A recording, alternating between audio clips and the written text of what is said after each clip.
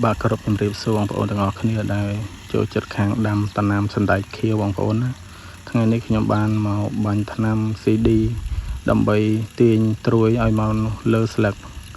ដើម្បីឲ្យវាផ្លែនៅលើស្លឹកស្រួលបេះហើយសណ្តែកយើងក្រាស់ផងបើសិនជាយើងអត់បាញ់ពណ៌ CD ហ្នឹងទេ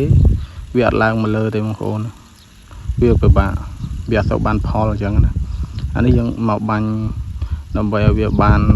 ត្រួយមកលើបងប្អូនហើយសណ្តែកខ្ញុំនេះត្រឹមតែអាយុ1ខែ4ថ្ងៃបងប្អូនណាបងប្អូននេះសណ្តែកគេគាត់ថាខ្ញុំមកបាញ់ថ្នាំហ្នឹងបាញ់ដើម្បីឲ្យវាឡើងត្រួយឡើងអីហ្នឹងមកលើចេះផ្លែមកចកោមចេះអាហ្នឹងដែលយើងបាញ់ថ្នាំថ្ងៃហ្នឹងគឺយើងបាញ់ឲ្យផ្កាឡើងមកលើទាំងអស់ដោយសារមូលហេតុសណ្តែកយើងក្រាស់តែក្រាស់យើងអត់ឲ្យវាផ្លែនៅក្រោមស្លឹកអីអញ្ចឹងយើងបាញ់ថ្នាំបលូតវាមកលើបងប្អូនបលូតត្រួយវាមកលើ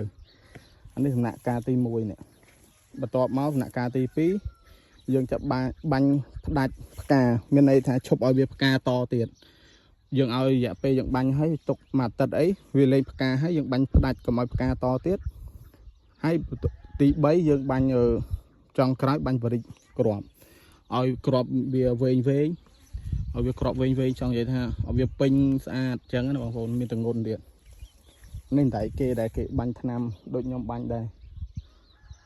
គឺផ្កានៅលើទាំងអស់បងប្អូនផ្កានៅលើទួនតែក្រាស់មិនក៏អត់អីដែរភាគច្រើនគេស្រុកនេះគេដាំតែយកក្រាស់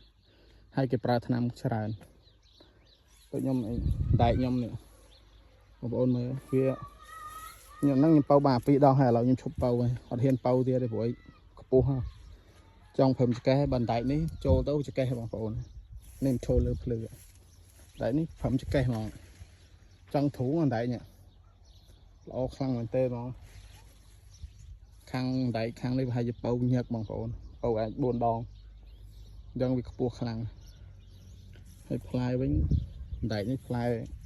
70% ហ្នឹងតែនេះគឺល្អបកគោវិញធំល្អតែនេះតែជាប់ដីមួយខ្ញុំដែរអ្នកមកឈៀងអញ្ចឹងបងប្អូនគាត់ថាតែគេដាំមុនអញ្ចឹង